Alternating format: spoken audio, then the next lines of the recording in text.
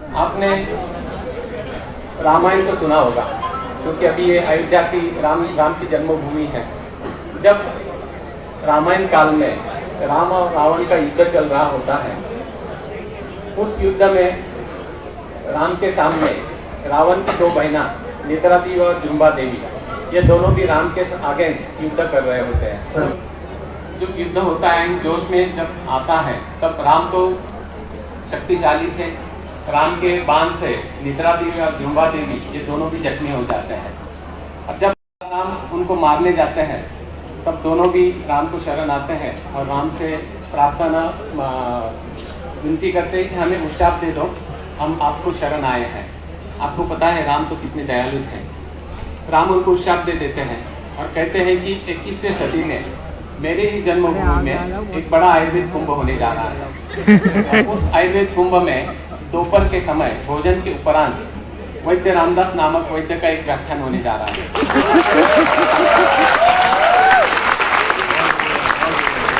इस व्याख्यान के दरमियान आपको पुनर्जीवन मिल सकता है। तो आप सभी से मेरी विनती है कि नेत्रा और जुम्बा इन दोनों को अपने इर्द गिर्द नहीं आने देना, क्योंकि हेमंत ऋतु, गुलाबी ठंडी, रसगुल्ला, ये तीनों कॉम्बिनेशन शायद निद्रा ला सकते हैं। सबसे पहले मैं आयोजकों को मनपूर्वक धन्यवाद देना चाहता हूँ। दो बातों के लिए धन्यवाद देना चाहता हूँ। नंबर एक, मुझ जैसे एक सामान्य वैद्य को आप जैसे ज्ञानी, सुंदर और आयुर्वेद प्रेमी श्रोता वर्ग के सामने मेरे विचार प्रस्तुत करने का सुअवसर मुझे दिया। और नंबर दो, राम की जन्मभूमि अयोध्या में आकर आप जैसे ज्ञानी वैद्यों के सामने, गुरुतुल्य गौर सर के सामने बोलने का सुअवसर मुझे दिया। फिर से एक महाभारत की कथा सुनाता हूँ। युधिष्ठिर, जो कि पांडव के बड़े भाई थे, वो एक बड़े पार्टी का नियोजन करते हैं। उस पार्टी में कौरव ये भी निमंत्रित होते हैं। पांडव के आराध्य दैवत श्री कृष्ण भगवान ये भी पार्टी में आते हैं। कुछ समय पश्चात श्री कृष्ण भगवान युधिष्ठिर को पास बुलाते हैं और कहते हैं कि क्या मैं आपको एक काम बता सकता हूँ। शर्माते हुए युधिष्ठिर कहते हैं कि क्यों नहीं भगवान। युधिष्ठिर का श्री कृष्ण भगवान कहते हैं कि इस पूरी पार्टी में एक आधी बुरी व्यक्ति या बुरे गुण वाली व्यक्ति आई हो तो वो मुझे ढूंढ कर दिखाना। हाँ कहते हुए युधिष्ठिर काम में लग जाते हैं। कुछ देर पश्चात दुर्योधन उनके नजर में आते हैं, तो दुर्योधन को पास बुलाते हुए श्री कृष्ण भगवान कहते हैं कि क्या मैं आपको एक काम बता सकता हूँ। थोड़ा से गर्व में ही दुर्योधन उनको कहते हैं कि बता। फिर श्री कृष्ण भगवान उसे कहते हैं कि इस पार्टी में एक आधी अच्छी व्यक्ति या अच्छाई वाली व्यक्ति आई हो तो मुझे बताना। कुछ समय के उपरांत श्री कृष्ण भगवान युधिष्ठिर को पास बुलाते हैं और बताए हुए काम की याद दिलाते हैं। तब युधिष्ठिर थोड़ा सा निराश होकर कहते हैं कि नहीं भगवान, इस पार्टी में एक भी बुरी व्यक्ति या बुरे गुण वाली व्यक्ति नहीं आई है। कृष्ण भगवान सिर्फ मन ही मन में हंसते हैं। थोड़ी देर उपरांत दुर्योधन को बुलाते हैं और उसी काम की याद दिलाते हैं। तो गुस्से में ही दुर्योधन कहता है कि साला एक भी आदमी इस पार्टी में अच्छा आया हो तो शक्ल, और एक में कुछ ना कुछ बुराई भरी हुई है। यानी जैसे जिसकी दृष्टि होती है वैसे उसे सृष्टि दिखती है। आज यहाँ पर आयोजकों की दृष्टि हम सभी के प्रति, आयुर्वेद के प्रति, वैद्यों के प्रति निश्चित ही बड़ी है, विशाल है। इसलिए उन्होंने ये आयुर्वेद, इंद्रसेन के मुझे 4 फोन आए। उन्होंने कहा कि सर आपको आना ही है। मैं हर बार टालता रहा, लेकिन आखिरी फोन में उसने कहा कि सर हमारी एक ही इच्छा है कि उत्तर प्रदेश में आयुर्वेद का प्रचार और प्रसार हो। बस इस वाक्य से मैं चुप बैठा, क्योंकि कुछ साल पहले जब मैं आगरा में आया था तो मैंने एलोपैथ के कई डॉक्टर्स के बोर्ड देखे, उसके बाद में होम्योपैथ डॉक्टर्स के देखे, लेकिन एक भी बोर्ड मुझे आयुर्वेद का नजर नहीं आया। तब मैंने कहा कि मैं जरूर आऊंगा, और आपके लिए 1000 किलोमीटर से दूर मैं आज आया हूँ। वैद्य नरेंद्र गुजराती, जो कि मेरे बड़े भाई जैसे हैं, उनकी माँ का 15 दिन पहले देहांत हुआ है, फिर भी वो यहाँ आए हैं। प्रवीण तबियती के प्रकृति स्वास्थ्य के बाद में भी यहाँ आया है। एक केवल और केवल उत्तर प्रदेश में आयुर्वेद का प्रचार और प्रसार हो, इसलिए।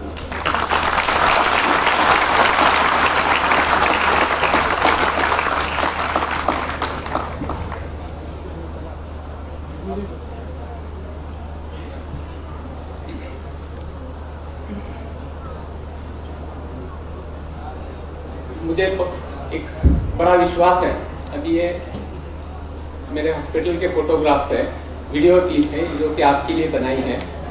ये दिखाने का मतलब मेरा हॉस्पिटल कितना अच्छा है ये उद्देश्य नहीं है। उद्देश्य एक ही है कि इससे भी अच्छे अस्पताल, चिकित्सालय सिर्फ उत्तर प्रदेश में नहीं,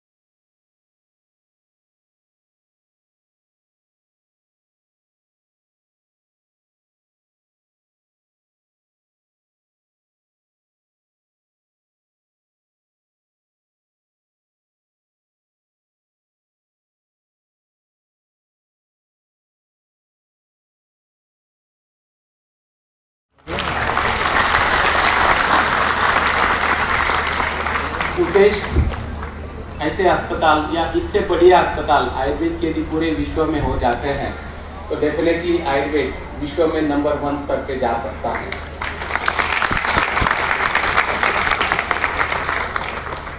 आज बुद्ध नरेंद्र जी ने जो कहा कि किसी भी चीज से तुम आयुर्वेद से पैसे कमा सकते हो, या आज जो आपने शपथ ली, कष्टी बदलने की जरूरत नहीं, सिर्फ दिशा बदलो, खुद को खुद किनारे बदल जाते हैं।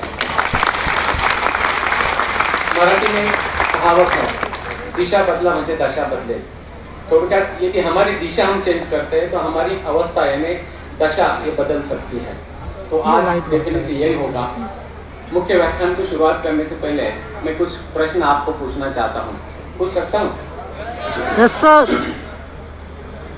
चलो, आप जितने भी प्रैक्टिशनर हैं, ओके, काफी कम है, यानी बाकी सब स्टूडेंट्स हैं, स्टूडेंट्स है बाकी। अभी जितने भी प्रैक्टिशनर्स हैं उनमें सब में से कितने लोग प्योर आयुर्वेद प्रैक्टिस करते हैं? करीबन जितना है सब 100% आयुर्वेद प्रैक्टिस करते हैं। गुड। अब तुम में से कितने को ऐसा लगता है कि आयुर्वेद में आकर आपने जीवन की सबसे बड़ी गलती की है?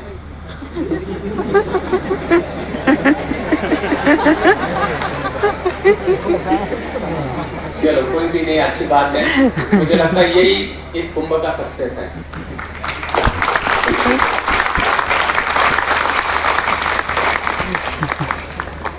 तो बहुत एक्साइटेड हो गए। नरेंद्र जी जो भी प्रोसेस बता रहे थे, आप जितनी उत्सुकता से देख रहे थे, इससे ऐसे पता चलता है कि आप लोगों को बहुत कुछ सीखना है, बहुत कुछ देखना है। तो फिर से एक स्टोरी सुनाता हूँ, छोटी सी है। एक राजा था, वो तीर्थ यात्रा करने निकल पड़ता है। तो निकलते उसके गुरुजी कहते हैं कि हे राजन, तुम्हारी यात्रा में तुम्हें एक छोटा सा बौना सा आदमी मिलेगा जो कि तुम्हें लड़ाई की चुनौती देगा। ये याद रखना कि चुनौती के दरमियान उसे पराजय करके तुरंत उसे नष्ट करना है, मारना है, उसे जीवित नहीं छोड़ना है। हाँ कहते हुए राजा टूर पे तीर्थ यात्रा पर निकलते हैं। कुछ दिन पश्चात एक छोटा सा 1 फीट का आदमी उसे मिलता है और वो राजा को युद्ध की चुनौती देता है। राजा शुरुआत में टालता है कि इस छोटे से क्या लड़ाई करना है, लेकिन वो बार बार राजा को चिढ़ाता है और युद्ध पे मजबूर कर देता है और कुछ ही क्षण में राजा उसे परास्त कर देता है। तब राजा को याद आती है, तो गुरुजी ने कहा है कि उसको नष्ट करना है, लेकिन राजा का पुरुषार्थ जागरूक होता है। वो कहता है कि ऐसे छोटे से आदमी मारकर मैं मेरी इज्जत क्यों कम करूं, तो राजा उसे छोड़ देता है। कुछ दिन पश्चात फिर से वही बौना आदमी राजा को मिलता है और राजा को फिर से लड़ाई की चुनौती देता है, लेकिन उस समय उसकी ऊंचाई 1 फीट के बजाय 2 फुट हुई होती है, थोड़ी सी बड़ी 1 फुट से बढ़ती है। फिर से राजा उसे परास्त कर देता है, फिर से राजा उसे छोड़ देता है। ऐसे करते करते एक समय ऐसा आता है कि जब वो राजा को चुनौती देता है तब उसकी ऊंचाई राजा से कई गुना अधिक होती है। तब राजा को गुरुजी ने जो कहा था वो याद आता है, लेकिन अब कोई ऑप्शन नहीं बचता है तो राजा को युद्ध करना पड़ता है। राजा काफी शूर होता है और काफी गंभीर रूप से जख्मी होने के बाद में राजा उसे नष्ट कर देता है, मार देता है। इस कथा का मॉरल इतना ही है कि यदि उस छोटी सी शंका को, उस छोटी सी अड़चन को राजा ने उसी समय यदि नष्ट किया होता तो आगे चल के छोटी सी शंका या छोटी सी अड़चन बड़ी अड़चन नहीं बनती। तो कहने का मतलब यही है कि यदि तुम आगे चल के अपनी आयुर्वेद प्रैक्टिस शुरू करने जाओगे तो तुम्हारे मन में जो भी छोटी मोटी शंकाएं आई, जो भी कुछ अड़चनें आती है, तो उसका निरसन तुरंत आप करें। उसके लिए महाराष्ट्र में हम प्रभा आयुर्वेद वाले सब बैठे हैं जो कि नाना जोशी जी के विद्यार्थी हैं। तो हम लोग ओपन हार्टेड है, आप कभी भी फोन कीजिए, आपकी तुरंत आपको शंका का निरसन उत्तर दिया जाएगा। ऐसा मत करना कि एक शंका रही वो वैसे ही मन में रखते हैं तो आगे चल के यही शंका बड़ी होगी, ये अड़चन बड़ी होगी, तुम्हारा आयुर्वेद के प्रति जो आत्मविश्वास है उसे कम कर सकती है। इसलिए उसे कभी भी कम नहीं होने देना।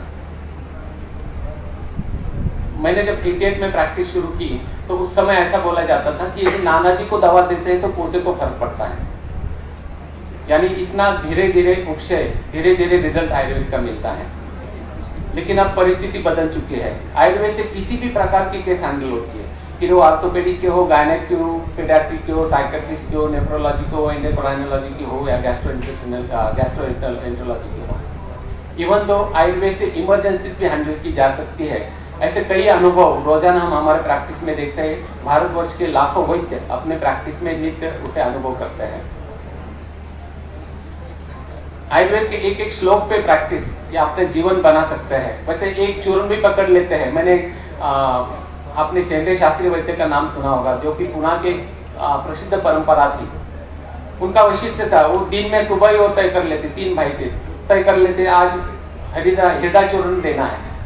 कोई भी पेशेंट आओ, कोई भी किसी भी प्रकार की अवस्था देख के उनको सबको हृदय चूर्ण देते थे तो भी पेशेंट ठीक होते थे।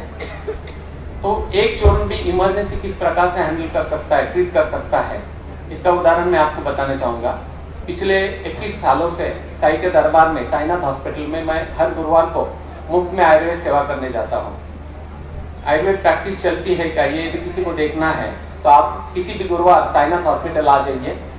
उस मल्टी स्पेशलिटी हॉस्पिटल में सबसे ज्यादा भीड़ आपको आयुर्वेद डिपार्टमेंट के सामने नजर आएगी।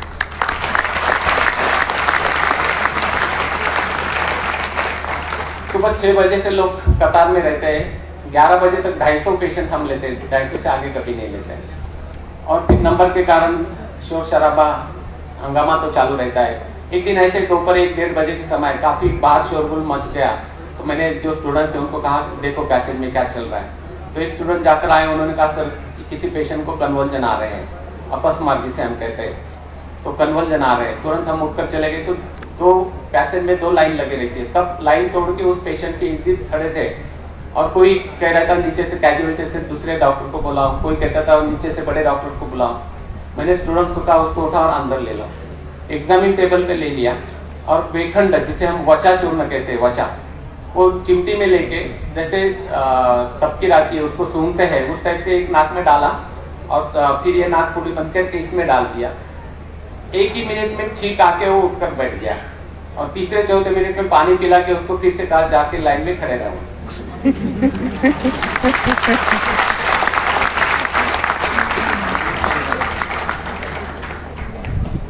10 मिनट पश्चात नीचे से 2 कैजुअलिटी से 2 डॉक्टर दौड़ते आए। उन्होंने कहा सर वेयर इज पेशेंट। मैंने कहा विच पेशेंट। उन्होंने कहा किसी को कन्वर्जन आए थे। मैंने कहा ही इज इन क्यू। उन्होंने कहा ऐसे कैसे हो गया। मैंने कहा आयुर्वेद से ठीक हुआ। उन्होंने कहा आयुर्वेद से इतना जल्दी पेशेंट ठीक होता है। मैंने कहा पेशेंट को होश में ला सकता है, ये स्थिति से होता है। आयुर्वेद में 6 रस बताए हुए हैं, मधुर, आम्ल, लवण, कटु, तिक्त, कषाय। सिर्फ रस चिकित्सा से तुम जाते हैं तो भी इमरजेंसी किस प्रकार से हैंडल हो सकती है। मुझे याद है कि एक वैद्य के पास एक वमन के उपरांत रस क्षीणता से टंग जिह्वा का अंदर जाना ही व्यापक हुआ था और तब नरेंद्र ने उनको कहा था कि इमली का पानी उनको पिलाओ। वैसे ही मेरे एक स्टूडेंट का ओपनिंग नासिक में था जो मराठी करते हुए नासिक उसके ओपनिंग के लिए जा रहा था और बीच में सिन्नर की एक घाटी आती है। साइड में बीवी बैठी थी, तो एक फोन आया। तो आपको पता है बीवी साइड में यदि गवर्नर के रूप में होती तो फोन लेने नहीं देती। उस समय ड्राइवर भी नहीं था, तो उसने कहा तुरंत फोन बंद करना है। मैंने फोन स्पीकर फोन पे रखा, तो उसने कहा सर उसने नाम बताया, मैं आकोलकर। मैंने कहा कौन आकोलकर? उसने कहा सर 6 महीने पहले मैं मेरी बीवी को लेकर आया था, उसको बायोलैटरल मैकुलर डिजेनरेशन था, यानी दोनों आंखों से वो अंधा थी। सिर्फ 2.5 महीने के आयुर्वेद उपचार से वो पूरी तरह से देख पा रही थी। तो उसने कहा, मैं उसको लेकर आया था, मैंने कहा आगे बोलो। तो उसने कहा सर उसे आज सुबह जब वो उठी तो उसकी जबान गले में उल्टी अटक गई है और वो आखिरी सांस मिल गई, तो आप चमत्कार करते हो, कुछ तो भी बताओ। मैंने कहा तुम किसी डॉक्टर को बुलाओ, सुबह हुआ है और दोपहर में आप फोन करे, डॉक्टर को बुलाओ। तो उसने कहा कि सर मैंने ENT सर्जन भी आके गए, हमारी फैमिली फिजिशियन भी आके गए, उन्होंने कहा सब रिश्तेदार को बुला लो, ये आखिरी घटिका चल रही है। तो उस समय मुझे नरेंद्र का किस्सा भी याद आ गया। और बचपन में हम जब जेब खर्च के लिए 5-10 पैसे मिलते थे, उस समय 5-10 पैसे ही मिलते थे, तो 5-10 पैसे में हम स्कूल के बाहर इमली वाला हमेशा बैठता रहता था, चने या इमली वाले बेचने वाले रहते थे उस समय। तो हम इमली खरीद कर जेब में रखते थे, खाते नहीं थे। और जब कोई बारात चली हो, उस ब्रॉड बैंड वाले रहते थे, तो ब्रॉड बैंड बजाते हैं और इमली को तोड़ के, लाल इमली यदि रहेगी, तुम सामने पकड़ो, हर एक के मुंह में पानी आ जाएगा। तो हमारा उद्देश्य यही था कि उसके सामने पकड़ेंगे तो उसके मुंह को पानी छूटता था और वो बैंड नहीं बजा पाता था, वो बैंड बजाते बाजू हटो ऐसे। तो वो मुझे याद आ गया। तो मैंने कहा एक काम करो, आप इमली का पानी बना और ड्रॉप बाय ड्रॉप टंग पे डालते जाओ, कुछ हुआ तो हुआ, नहीं तो मैं भी कुछ नहीं कर सकता। आपको आश्चर्य लगेगा, मैं नासिक में एंटर कर रहा था, यानी करीबन 20-25 मिनट के बाद में उसका फोन आया, सर आपने जैसे बताया वैसे किया, और एक बड़ा सा ठसका आकर आप वो बैठी और अच्छी तरह से खा पी रही। यानी संस्कृत ठंडा कितना सिंपल था कि सिर्फ रस, आंवला रस ये रस का प्रीणन करता है, जो सूखापन आया हो उसको द्रवता लाता है, और उसके कारण उसको जो जबान नीचे खींच रही थी वो बाहर आ गई। आज भी वो बूढ़ी जिंदा है।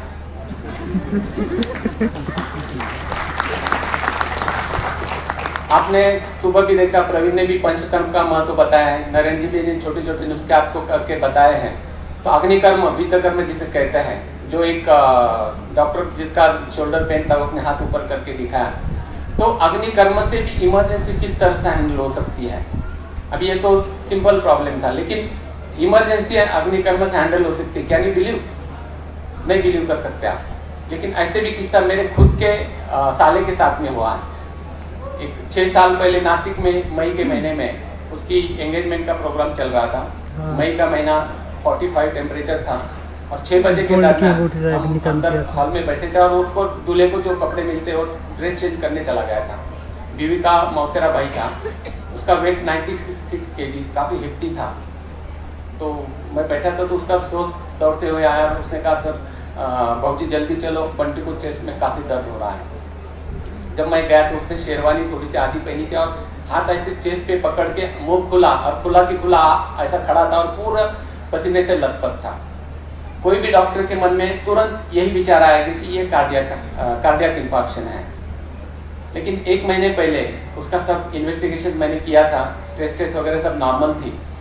तो तुरंत मैंने उसको पूछा क्या हुआ था। उसने कहा सर जैसे वो शूज की लेस बांधने नीचे झुका तो तुरंत उसको चेस्ट में दर्द शुरू हो गया। तो बाबा का नाम लिया और मन में सोचा कि ये मस्कुलर पेन्स है। मेरे वॉलेट में हमेशा सुवर्ण शलाका होती है।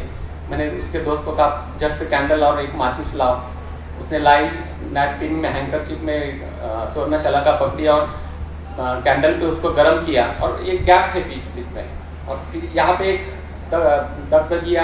जैसे दर्द दिया वो थोड़ा सा दर्द गया, फिर दूसरे जगह, तीसरे जगह पे जैसे जैसे दर्द होते गए वैसे वैसे उसकी हाथ की पकड़ ढीली हो गई और चौथे दर्द के समय उसने हाथ नीचे करके जोर से जो हवा थी अंदर से एक्सपेल कर दी और कहा सर बाबूजी मुझे अब अच्छा लग रहा है। यानी एक अग्निकर्म से उसकी इमरजेंसी टली थी। आप सोचो यदि मेरे पास अग्निकर्म का आश्रय नहीं होता तो मुझे क्या करना पड़ता, उसे किसी फिजिशियन के पास लेकर जाना पड़ता, वो ईसीजी करवाते, ईसीजी नॉर्मल भी आता तो भी वो कहते कि 48 आवर्स उसको अंडर ऑब्जर्वेशन रखेंगे, यानी वो उसकी एंगेजमेंट का प्रोग्राम 100% कैंसिल करना पड़ता। तो उसका एंगेजमेंट के प्रोग्राम की इमरजेंसी उसका चेस्ट पेन की इमरजेंसी सिर्फ एक अग्निकर्म से टली थी।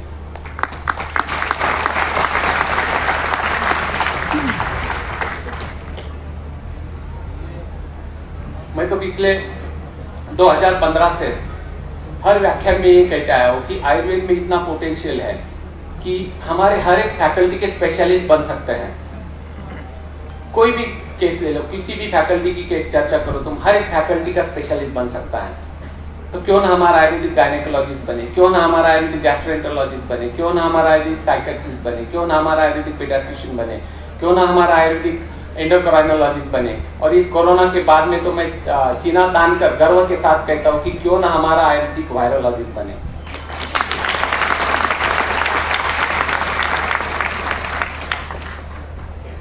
जितने भी लड़कियां आती है मैं हमेशा कहता हूँ कि सिर्फ तुम गायनेक पे फोकस करो, दी बेस्ट रेमेडी आयुर्वेद की है। यदि तुम आयुर्वेदिक गायनेकोलॉजिस्ट के नाम से प्रैक्टिस शुरू करते हो तो किसी भी मॉडर्न गायनेकोलॉजिस्ट से ज्यादा आप कमाओगे, और वो भी कमा के रात को शांति से निद्रा भी ले पाएंगे। क्योंकि पेनलेस ईएनसी 2500 से ज्यादा ईएनसी मैंने मेरे प्रैक्टिस में देखे हैं, पेनलेस ईएनसी होती है। No gestational diabetes, no gestational hypertension, abdomen pain नहीं, बैक एक नहीं, वीकनेस नहीं, कुछ भी नहीं, एकदम स्मूथली प्रेगनेंसी होती है। मैंने बीच में एक सीधी की पेशेंट देखी थी जो कि पहले दोनों भी ईएनसी में 9 मंथ हाइपरटेंशन और वोमिटिंग के कारण बेड रिडन रहती थी। थर्ड टाइम उसके सासू माँ ने कहा कि लड़का चाहिए। थर्ड टाइम जब वो आयुर्वेद के पास आई और जब उसने सब हिस्ट्री बताई तो मैंने कहा लड़के की इतनी आशा क्यों है, दोनों टाइम इतनी तकलीफ हुई तो छोड़ दो। लेकिन उसने कहा नहीं सर मुझे चांस लेना है।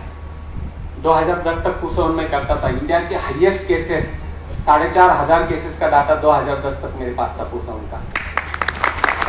लेकिन कुछ कारण की वजह से 2010 में महाराष्ट्र में कुछ ऐसे किस्से हुए और तब मैं गुरुवार का दिन था, साई के सामने माथा ही टेक रहा था, जबकि मंदिर में मोबाइल जामर रहता है, मोबाइल कभी बजता नहीं। लेकिन बाबा के यहाँ में था, मेरा मोबाइल बजा और वो बॉम्बे से एक आईजी कमिश्नर का फोन था। उसने एक ही कहा कि सर मैं आपका वेल विशर हूँ, ये लड़का लड़की के ट्रीटमेंट में मैंने आपका नाम सुना है, लेकिन मुझे एक ही आपको अलर्ट करना है कि आप ये ट्रीटमेंट बंद कर दो।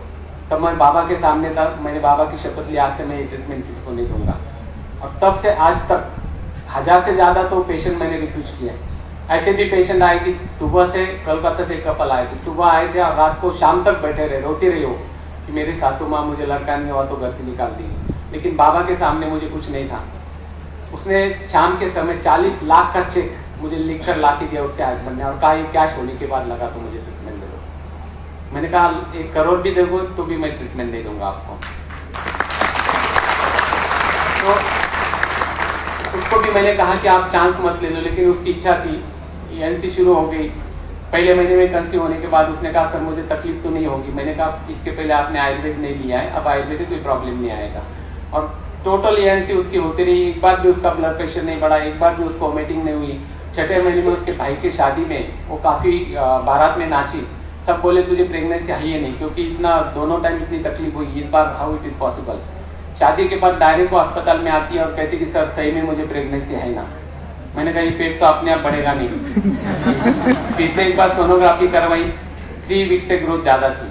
और आपको आश्चर्य लगेगा जब फुल टर्म हुई तब शिरडी के गायनेकोलॉजिस्ट का मुझे फोन आया, उन्होंने कहा आपकी एक पेशेंट आई है, पहले दोनों भी सीजरियन सेक्शन है और इस बार ग्रोथ ज्यादा है तो सेक्शन ही करना पड़ेगा। मैंने कहा सर शायद अंदर देखो डिलीवरी हुई होगी। शाम को जब उसके हस्बैंड पेड़े लेकर आए तो उन्होंने कहा सर डॉक्टर आपसे बात कर रहे थे, तब सिस्टर ने अंदर डिलीवरी कर ली थी। नॉर्मल डिलीवरी होकर 4 किलो 100 ग्राम का लड़का उसे हुआ।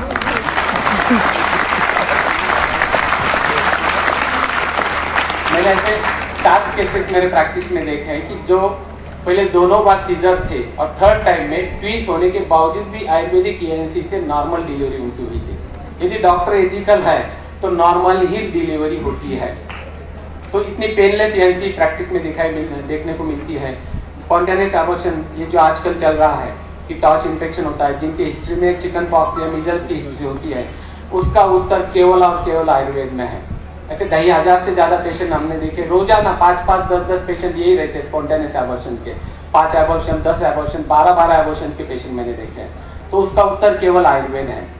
इवन दो जेनेटिक डिसऑर्डर को भी आयुर्वेद प्रिवेंट कर सकता है, इसका भी एक लेटेस्ट अनुभव पिछले साल में मैंने लिया, जबकि फरवरी 20 एक पुणे के आईटी कपल आए थे, उनको 3 बार इसके पहले प्रेगनेंसी रह चुकी थी और तीनों भी बार कंजेनिटल अनोमलीज के बाद में तीनों भी टर्मिनेशन करने पड़े थे। एक को लीवर नहीं था, एक को किडनी नहीं था और थर्ड प्रेगनेंसी में फीटस को हेड ही नहीं था। जब बाबा के पास आए, आयुर्वेद का पता मिला, आयुर्वेद के पास आए, तो मैंने कहा ऐसे 4 पेशेंट मेरे हुए, लेकिन उनका एविडेंस मेरे पास नहीं है। तो हम 3 महीने पहले दोनों की भी बीजो शुद्धि करवाते हैं और उसके बाद में हम फिर चिकित्सा करेंगे। 100% कुछ ना कुछ आउटपुट मिलेगा। उसको काफी एंजाइटी थी, इसलिए शिरोधारा करवाई और बिलियरी हेडेक जैसे पित्त शिरोशूल था, तो इसलिए तुरंत रक्तमोक्षण करवा लिया। रक्त पित्तग्न चिकित्सा जिनमें रक्तपाचक योग, भूयामल की घन, रजनी योग और रक्त पित्तग्न जिसमें प्रवाह शंकर, मक्षिकानंद, हरितति, गोदंती, यष्टि मधु, ये कॉम्बिनेशन उसे दे दिया और कहा कि नेक्स्ट महीने में, अप्रैल महीने में हम वासंती गोमन दोनों की भी करवाएं और उसके बाद में हम आगे की चिकित्सा करते हैं।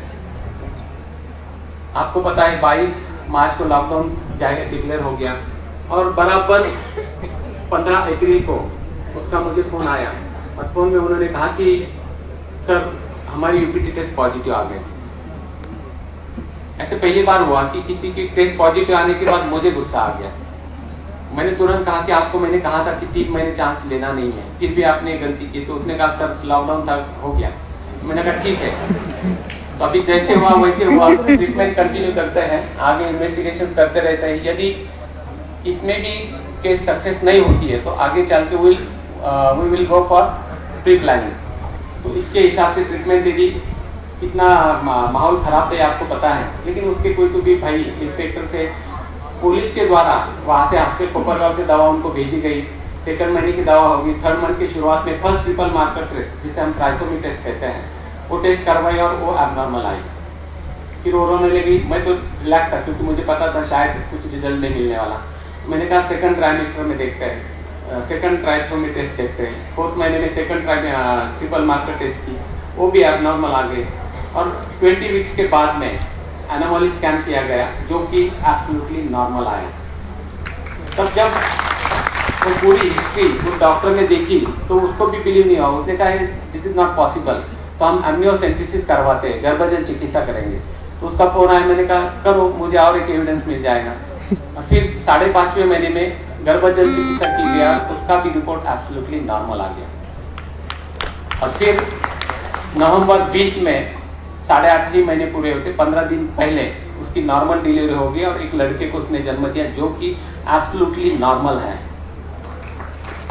तो क्यों न हम विश्व को ये बता सके कि आयुर्वेदिक जेनेटिक डिसऑर्डर को भी हम प्रिवेंट कर सकते हैं, टाल सकते हैं। तो क्यों ना हमारा आयुर्वेदिक गायनेकोलॉजिस्ट बने। पीडियाट्रिक का भी वही है। पीडियाट्रिक में तुम देखो ज्यादातर क्या प्रॉब्लम रहता है, लोअर रेस्पिरेटरी ट्रैक्ट इन्फेक्शन या अपर रेस्पिरेटरी ट्रैक्ट इन्फेक्शन या डायरिया। 3 के सिवा पीडियाट्रिक में कोई प्रॉब्लम नहीं होता। जो भी होता है फिर डिलेड माइलस्टोन है, मस्कुलर डिस्ट्रॉफी है, सेरेब्रल पाल्सी है और बाकी जो भी है उसके लिए मॉडर्न में कोई ट्रीटमेंट नहीं है जो कि आयुर्वेद में है। मस्कुलर डिस्ट्रॉफी को जहां है वहां पे हम ब्रेक लगा सकते हैं। डिलेड माइलस्टोन की मैंने 100 से ज्यादा बच्चे ऐसे देखे कि जो उनका खुद कर सकते हैं, इतने नॉर्मल हो चुके हैं। जस्ट एक 4 साल पहले की केस बताता हूँ। पुणे से एक लड़का आया था जो कि 7 साल का था और उसके ही विश्व में था, जिसे यूरिन स्टूल का सेंसेशन नहीं, सिंगल वर्ड भी नहीं बोलता था, मम्मी पापा को नहीं पहचानता था, किसी को नहीं पहचानता था। ऐसी स्थिति में आया था। कुछ भी मैं ज्यादा होशियार नहीं हूँ। सिंपल ट्रीटमेंट जो मेडिकल ट्रीटमेंट होती है वो दिया, सिर्फ बाल गांधी कट मारने के लिए बोला और लेपन चिकित्सा, ब्राह्मी और आंवला चूर्ण का लेपन करना है जो कि तक्र में पका के करना है। वेखंड वचा चूर्ण का नस्य दिया, वचादी तेल का, एक शिरोधारा करवाई थी, स्वर्ण ब्राह्मी सारस्वता रिश्ता और कुछ मेद्य दवा दी थी और उसके बाद में वो दोबारा नहीं आए।